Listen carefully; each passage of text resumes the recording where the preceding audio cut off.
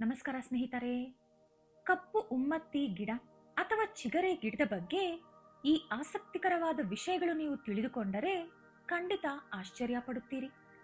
ಎಷ್ಟೋ ದೊಡ್ಡ ದೊಡ್ಡ ರಹಸ್ಯಗಳು ಈ ಚಿಗರೆ ಗಿಡದಲ್ಲಿದೆ.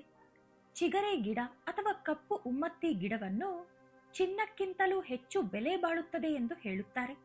ಹಾಗಾಗಿ ಈ ಗಿಡದ ಬಗ್ಗೆ ಕಂಪ್ಲೀಟ್ ಇನ್ಫಾರ್ಮೇಶನ್ ಈ ವಿಡಿಯೋದಲ್ಲಿ ನಾವು ತಿಳಿದುಕೊಳ್ಳೋಣ. ಆದರೆ ಅದಕ್ಕೂ ಮುಂಚೆ ನೀವಿನ್ನೂ ನಮ್ಮ ಚಾನೆಲ್ ಅನ್ನು ಸಬ್ಸ್ಕ್ರೈಬ್ ಮಾಡ್ಕೊಂಡಿಲ್ಲ ಅಂದ್ರೆ ಖಂಡಿತ ಈಗಲೇ ಸಬ್ಸ್ಕ್ರೈಬ್ ಮಾಡ್ಕೊಳ್ಳಿ. ಹಾಗೆ ಈ ವಿಡಿಯೋ ಇಷ್ಟ ಆದ್ರೆ ಮರೀದೇ ಒಂದು ಲೈಕ್ ಕೊಡಿ. ಸ್ನೇಹಿತರೆ, ಚಿಗರೆ ಗಿಡವನ್ನು ಅತ್ಯುತ್ತಮವಾದ ಮೂಲಿಕೆ ಎಂದು ಆಯುರ್ವೇದದಲ್ಲಿ ಪರಿಗಣಿಸಿದ್ದಾರೆ. ಈ ಗಿಡದಲ್ಲಿ 3 ಜಾತಿಗಳಿದೆ. ಅದರಲ್ಲಿ ಒಂದು ಬಿಳಿ ಹೂಗಳು ಬಿಡುವ ಗಿಡ, ಇನ್ನೊಂದು ಅರಿಶಿನ ಬಣ್ಣದ ಹೂಗಳು ಬಿಡುವ ಗಿಡ, ಇನ್ನು ಮೂರನೆಯದು ನೀಲಿ ಬಣ್ಣದ ಹೂಗಳು ಬಿಡುವ ಗಿಡ.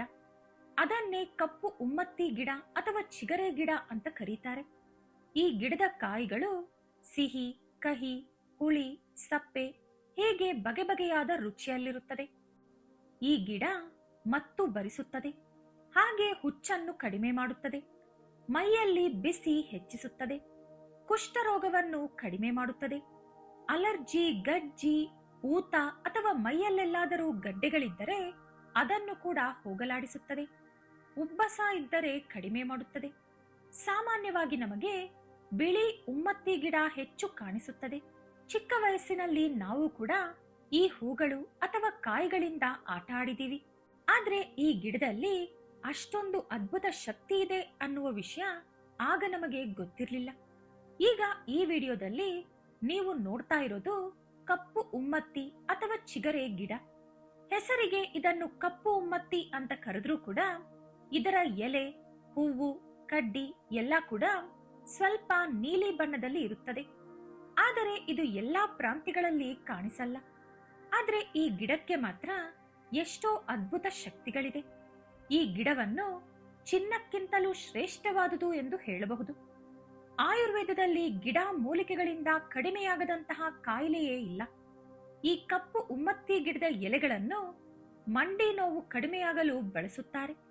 ಹಾಗೆ ಬೆವರು ಗುಳ್ಳೆಗಳು, ಓವರ್ ಹೀಟ್ ಆದಾಗ ಮೈ ಮೇಲೆ ಬರುವ ರ್ಯಾಷಸ್ ಹೋಗಲು ಕೂಡ ಇದನ್ನು ಬಳಸಲಾಗುತ್ತೆ.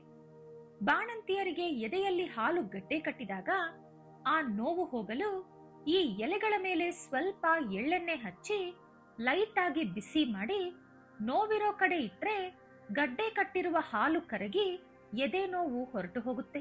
ಅದರ ನಂತರ ಎದೆಯನ್ನು ಚೆನ್ನಾಗಿ ತೊಳೆದುಕೊಂಡ ನಂತರನೇ ಮಗುಗೆ ಹಾಲು ಕೊಡಬೇಕು. ಇನ್ನು ತಲೆನೋವು ಬಂದಾಗ ಹಣೆಗೆ ಸ್ವಲ್ಪ ಯಾವುದಾದ್ರೂ ಎಣ್ಣೆ ಹಚ್ಕೊಂಡು ಹಣೆ ಮೇಲೆ 1-2 ಕಪ್ಪು ಉಮ್ಮತ್ತಿ ಎಲೆಗಳನ್ನ ಇಟ್ಟುಕೊಂಡ್ರೆ ತಲೆನೋವು ಕೂಡಲೇ ಹೊರಟು ಹೋಗುತ್ತೆ. ಇತ್ತೀಚಿನ ದಿನಗಳಲ್ಲಿ ಒಬೆಸಿಟಿ ಅಂದ್ರೆ ಅತಿ ಹೆಚ್ಚು ತೂಕ ಬೆಳೆಸಿಕೊಂಡು ಕಷ್ಟ ಪಡೋರನ್ನ ನಾವು ಪ್ರತಿದಿನ ನೋಡ್ತಾನೆ ಇದೀವಿ. ಅಂತವರು ದೇಹದಲ್ಲಿ ಯಾವ ಜಾಗದಲ್ಲಿ ಕೊಬ್ಬು ಹೆಚ್ಚಾಗಿ ಬೆಳೆದಿದ್ಯೋ ಅಲ್ಲಿ ಈ ಎಲೆಗಳನ್ನ ಇಟ್ಕೊಂಡು ಮೇಲೊಂದು ಬಟ್ಟೆಯನ್ನ ಕಟ್ಕೊಂಡ್ರೆ ಅಲ್ಲಿರೋ ಕೊಬ್ಬನ್ನೆಲ್ಲ ಕೂಡ ಈ ಎಲೆಗಳು ನಿಧಾನವಾಗಿ ಎಳೆದುಕೊಳ್ಳುತ್ತೆ. ಇನ್ನು ವ್ಯಾಪಾರ ಮಾಡೋ ಜಾಗದಲ್ಲಿ ಈ ಗಿಡನ ಬೆಳೆಸಿದ್ರೆ ಧನಾಕರ್ಷಣೆ ನಡೆಯುತ್ತೆ. ಈ ಗಿಡಕ್ಕೆ ಹಣ ಆಕರ್ಷಣೆ ಮಾಡುವ ಅದ್ಭುತವಾದ ಶಕ್ತಿ ಇದೆ. ಅಷ್ಟೇ ಅಲ್ಲದೆ ಮನೆಯಲ್ಲಿ ಹಣ ಅಥವಾ ಆಭರಣ ಇಡೋ ಕಡೆ ಪೂಜೆ ಮಾಡಿರೋಂತ ಕಪ್ಪು ಉಮ್ಮತ್ತಿ ಎಲೆ, ಹೂವ ಅಥವಾ ಕಾಯಿ ಯಾವುದನ್ನಾದರೂ ಇಟ್ಟುಕೊಂಡ್ರೆ ಮನೆಯಲ್ಲೂ ಕೂಡ ಅನಗತ್ಯ ಖರ್ಚುಗಳು ಇಲ್ಲದೆ ಸಂಪತ್ತು ಬೆಳೀತಾ ಹೋಗುತ್ತೆ. ನಮಗಿರೋ ಆರ್ಥಿಕ ಸಮಸ್ಯೆಗಳೆಲ್ಲ ಕೂಡಲೇ ಬಗೆಹರಿಯುತ್ತೆ. ನಮ್ಮ ಮನೆಯಲ್ಲಿ ಹೆಚ್ಚು ಗಲಾಟೆಗಳು ನಡೀತಾ ಇದ್ರೆ ಅಥವಾ ಪ್ರಶಾಂತತೆ ಇಲ್ಲದಿದ್ರೆ ಅದಕ್ಕೂ ಕೂಡ ಉತ್ತಮ ಪರಿಹಾರ ಈ ಕಪ್ಪು ಉಮ್ಮತ್ತಿ ಗಿಡ ಕೊಡುತ್ತೆ. ಈ ಗಿಡದ ಬೇರನ್ನು ತಾಯೆತ್ತಿನಲ್ಲಿ ಇಟ್ಟುಕೊಂಡು ಕೈಗೆ ಅಥವಾ ಕತ್ತಿಗೆ ಅಥವಾ ಸೊಂಟಕ್ಕೆ ಕಟ್ಟಿಕೊಂಡರೆ ಯಾವ ಕಾರಣದಿಂದಲೂ ಯಾವ ದೃಷ್ಟಿ ಕೂಡ ಅವರಿಗೆ ತಾಕುವುದಿಲ್ಲ. ಅಷ್ಟೊಂದು ಶಕ್ತಿಯುತವಾದುದು ಈ ಗಿಡ. ಆದರೆ ಈ ಗಿಡದ ಬೇರನ್ನು ನಾವು ಉಪಯೋಗಿಸಬೇಕು ಅಂದರೆ ಚಿಕ್ಕ ನಿಯಮವನ್ನು ಪಾಲಿಸಬೇಕು. ನಿಮ್ಮ ಜನ್ಮ ನಕ್ಷತ್ರದ ದಿನವಾಗಲಿ, ನೀವು ಹುಟ್ಟಿದ ವಾರವಾಗಲಿ ಅಥವಾ ದಿನಾಂಕದಂದು ಈ ಉಮ್ಮತ್ತಿ ಗಿಡದ ಹತ್ತಿರ ಹೋಗಿ ಮನಸ್ಸಿನಲ್ಲಿ ಒಂದು ಸಂಕಲ್ಪ ಮಾಡಿಕೊಂಡು, ನಾನು ಯಾರಿಗೂ ಯಾವ ಹಾನಿ ಮಾಡುವುದಿಲ್ಲ, ಇದು ಕೇವಲ ನನ್ನ ಸ್ವಂತ ಲಾಭಕ್ಕಾಗಿ ಮಾತ್ರ ನಿನ್ನ ಬೇರನ್ನು ಕಿತ್ತುಕೊಳ್ಳುತ್ತಿದ್ದೇನೆ. ದಯವಿಟ್ಟು ನನ್ನನ್ನು ಕ್ಷಮಿಸು, ಹಾಗೆ ನನ್ನನ್ನು ಆಶೀರ್ವದಿಸು ಎಂದು ಗಿಡಕ್ಕೆ ಹೇಳಿ ನಮಸ್ಕಾರ ಮಾಡಿಕೊಂಡು ಆ ಗಿಡದ ಬೇರನ್ನು ಕಿತ್ತು ತಂದು ಅದನ್ನು ಚೆನ್ನಾಗಿ ತೊಳೆದು ದೇವರ ಮನೆಯಲ್ಲಿ ಇಟ್ಟುಕೊಳ್ಳಬೇಕು. ಭಕ್ತಿಯಿಂದ ದೇವರ ಪೂಜೆ ಮಾಡಿದ ಮೇಲೆ ಈ ಬೇರಿಗೂ ಕೂಡ ಪೂಜೆ ಮಾಡಿ ಒಂದು ತಾಯತ್ತಿನಲ್ಲಿ ಈ ಬೇರನ್ನು ಇಟ್ಟುಕೊಂಡು ಹಾಕಿಕೊಂಡರೆ ಯಾವ ದೃಷ್ಟಿ, ತಂತ್ರ, ಮಂತ್ರ, ಕೆಟ್ಟ ಪ್ರಯೋಗಗಳು ನಿಮ್ಮ ಮೇಲೆ ಕೆಲಸ ಮಾಡುವುದಿಲ್ಲ. ಅಷ್ಟೇ ಅಲ್ಲದೆ ಕೋತಿ ಅಥವಾ ನಾಯಿ ಕಚ್ಚಿದಾಗಲೂ ಈ ಗಿಡ ನಮಗೆ ಸಹಾಯ ಮಾಡುತ್ತದೆ. ಹುಚ್ಚು ನಾಯಿ ಕಚ್ಚಿದರೂ ಕೂಡ ಇದನ್ನು ನಾವು ಉಪಯೋಗಿಸಬಹುದು. ಆ ನಾಯಿ ಅಥವಾ ಕೋತಿ ಎಲ್ಲಿ ಕಚ್ಚಿದೆಯೋ ಆ ಜಾಗದಲ್ಲಿ ಈ ಎಲೆಗಳನ್ನು ಅರೆದು ತೆಗೆದಿರುವ ರಸ ಹಚ್ಚಿಕೊಂಡರೆ ವಿಷ ಎಲ್ಲ ಕೂಡ ಎಳೆದುಕೊಳ್ಳುತ್ತದೆ. ಒಣಗಿದ ಕಪ್ಪು ಉಮ್ಮತ್ತಿ ಎಲೆಗಳ ಧೂಪ ಎಳೆದುಕೊಂಡರೆ ಆಸ್ತಮಾ ಕಡಿಮೆಯಾಗುತ್ತದೆ. ಪೈಲ್ಸ್ ಬಂದವರಿಗೂ ಕೂಡ ಈ ಗಿಡ ಸಹಾಯ ಮಾಡುತ್ತದೆ. ಪೈಲ್ಸ್ ಬಂದು ಯಾರು ಕಷ್ಟಪಡುತ್ತಿದ್ದಾರೋ ಅಂತವರು ಈ ಕಪ್ಪು ಉಮ್ಮತ್ತಿ ಗಿಡದ ಬೇರುಗಳನ್ನು ತೆಗೆದುಕೊಂಡು ಅದನ್ನು ಚೆನ್ನಾಗಿ ತೊಳೆದು ಅರೆದು ಎಲ್ಲಿ ಪೈಲ್ಸ್ ಗಡ್ಡೆ ಇದೆಯೋ ಅಲ್ಲಿ ರಾತ್ರಿ ಹಚ್ಚಿಕೊಂಡು ಹಾಗೆ ಬಿಟ್ಟರೆ ನೀವು ಬಾತ್ರೂಮ್ಗೆ ಹೋಗುವಾಗ ಪೈಲ್ಸ್ ಗಡ್ಡೆಗಳು ತಾನಾಗಿ ಉದುರಿ ಹೋಗುತ್ತದೆ. ಕಪ್ಪು ಉಮ್ಮತ್ತಿ ಎಲೆಗಳ ರಸವನ್ನು ಅಂಗಾಲಿಗೆ ಹಚ್ಚಿಕೊಂಡರೆ ಅಂಗಾಲಿನಲ್ಲಿ ಉರಿ ಅಥವಾ ಜೋಮು ಇದ್ದರೆ ಹೊರಟು ಹೋಗುತ್ತದೆ.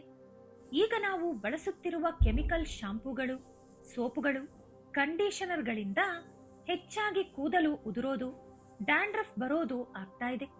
ಹೊಸ ಕೂದಲು ಬೆಳೀತಾ ಇಲ್ಲ, ಅಲ್ಲಲ್ಲಿ ಬೋಳು ತಲೆ ಆಗ್ತಾ ಇದೆ.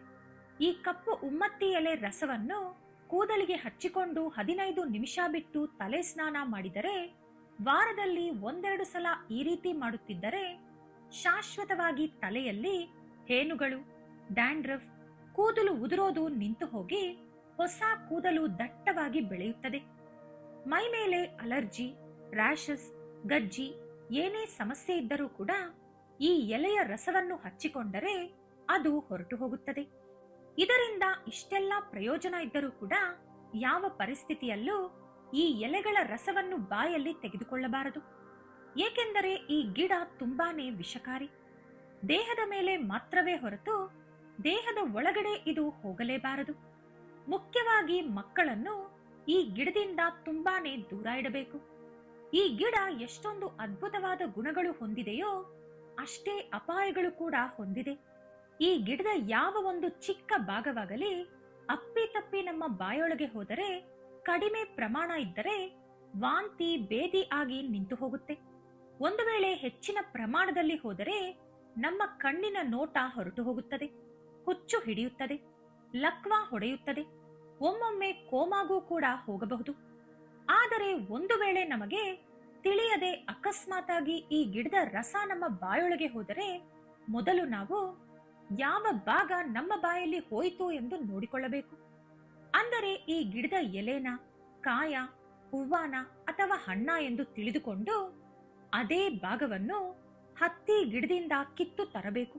ಅಂದರೆ ಉಮ್ಮತ್ತಿ ಗಿಡದ ಎಲೆ ಅಥವಾ ಎಲೆಯ ರಸ ನಮ್ಮ ಬಾಯೊಳಗೆ ಹೋಗಿದ್ದರೆ ನಾವು ಹತ್ತಿ ಗಿಡದ ಎಲೆಯನ್ನು ಕಿತ್ತು ತಂದು ಅದನ್ನು ಸ್ವಲ್ಪ ನೀರು ಹಾಕಿ ಚೆನ್ನಾಗಿ ಅರೆದು ಅದನ್ನು ವಿಷ ತಿಂದವರಿಗೆ ಕೊಟ್ಟರೆ ಉಮ್ಮತ್ತಿ ವಿಷ ಏನಿದೆಯೋ ಅದು ದೇಹದಿಂದ ಹೊರಗೆ ಬಂದು ಬಿಡುತ್ತದೆ. ಹಾಗಾಗಿ ಸಮಯಕ್ಕೆ ನಮಗೆ ಹತ್ತಿ ಗಿಡ ಸಿಕ್ಕರೆ ಪ್ರಾಬ್ಲಮ್ ಇರಲ್ಲ. ಆದರೆ ಸಿಗಲಿಲ್ಲ ಅಂದಾಗ ಪ್ರಾಣ ಕೂಡ ಹೋಗಬಹುದು. ಆದ್ದರಿಂದ ಇದು ಬಾಯೊಳಗೆ ಹೋಗದಂತೆ ಹುಷಾರಾಗಿರಿ. ಒಂದು ವೇಳೆ ಆಯುರ್ವೇದಿಕ್ ಡಾಕ್ಟರ್ಸ್ ನಿಮಗೆ ಇದನ್ನು ಸಜೆಸ್ಟ್ ಮಾಡಿದ್ರೆ ಅವರು ಎಷ್ಟು ಕ್ವಾಂಟಿಟಿ ಹೇಳ್ತಾರೋ ಅಷ್ಟು ಮಾತ್ರನೇ ತಗೊಳ್ಳಿ. ಸ್ವಲ್ಪ ಕೂಡ ಹೆಚ್ಚಾಗದಂತೆ ನೋಡ್ಕೊಳ್ಳಿ. ಈ ಗಿಡವನ್ನು ಮಾಟ ಮಂತ್ರ ಪ್ರಯೋಗ ಮಾಡೋಕೆ ಹೆಚ್ಚಾಗಿ ಬಳಸ್ತಾರೆ. ಹಾಗಾಗಿ ಎಲ್ಲೋ ಖಾಲಿ ಜಾಗದಲ್ಲಿ ಗಿಡ ಕಾಣಿಸಿದ ತಕ್ಷಣ ಅದನ್ನ ಬಳಸಬೇಡಿ. ಈ ಗಿಡದ ಮೇಲೆ ಯಾವುದಾದ್ರೂ ಮಾಟ ಮಂತ್ರ ಪ್ರಯೋಗ ನಡೆದಿದ್ರೆ ಅದು ನಿಮಗೂ ಕೂಡ ಎಫೆಕ್ಟ್ ಆಗುತ್ತೆ. ಬರೀ ಮಾಟ ಮಂತ್ರ ಮಾತ್ರ ಅಲ್ಲದೆ ಇದು ಆಧ್ಯಾತ್ಮಿಕವಾಗಿಯೂ ತುಂಬಾ ಶಕ್ತಿಶಾಲಿ. ಯಾಕಂದ್ರೆ ಈ ಗಿಡದ ಹೂವುಗಳು, ಈ ಗಿಡದ ಕಾಯಿಗಳಿಂದ ಹಚ್ಚಿದ ದೀಪ ಅಂದರೆ ಪರಮೇಶ್ವರನಿಗೆ ಅತಿ ಪ್ರೀತಿ. ಯಾರಿಗೆ ಮಕ್ಕಳು ಇಲ್ಲವೋ ಅವರು ಈ ಕಪ್ಪು ಉಮ್ಮತ್ತಿ ಹೂವುಗಳಿಂದ ಪರಮೇಶ್ವರನನ್ನು ಪೂಜಿಸಿದರೆ ಖಂಡಿತ ಪುತ್ರ ಸಂತಾನ ಆಗುತ್ತದೆ ಎಂದು ಪರಮೇಶ್ವರ ಪಾರ್ವತಿ ದೇವಿಗೆ ಹೇಳಿದಂತೆ ಶಿವಪುರಾಣದಲ್ಲಿ ಬರೆಯಲಾಗಿದೆ. ಹಾಗೆ ಈ ಹೂವಿನಿಂದ ಶಿವನನ್ನು ಪೂಜಿಸಿದರೆ ಸ್ವರ್ಗ ಪ್ರಾಪ್ತಿ ಕೂಡ ಪಡೆಯಬಹುದು ಎಂದು ಪುರಾಣಗಳು ಹೇಳಿವೆ. ಕಪ್ಪು ಉಮ್ಮತ್ತಿ ಗಿಡಕ್ಕೆ ನೀರು ಬೆರೆಸಿದ ಹಾಲನ್ನು 40 ದಿನಗಳ ಕಾಲ ಪ್ರತಿದಿನ ಒಂದು ಚಿಕ್ಕ ಲೋಟದಂತೆ ಹಾಕುತ್ತಾ ಬಂದರೆ ನಿಮಗಿರುವ ಆರ್ಥಿಕ ಸಮಸ್ಯೆಗಳೆಲ್ಲ ಬರೀ 40 ದಿನಗಳಲ್ಲಿ ಹೊರಟು ಹೋಗುತ್ತದೆ. ನೋಡಿದ್ರಲ್ಲ ಸ್ನೇಹಿತರೆ, ಎಷ್ಟೋ ಪ್ರಯೋಜನಗಳು ಈ ಕಪ್ಪು ಉಮ್ಮತ್ತಿ ಗಿಡದಿಂದ ನಮಗೆ ಸಿಗುತ್ತದೆ.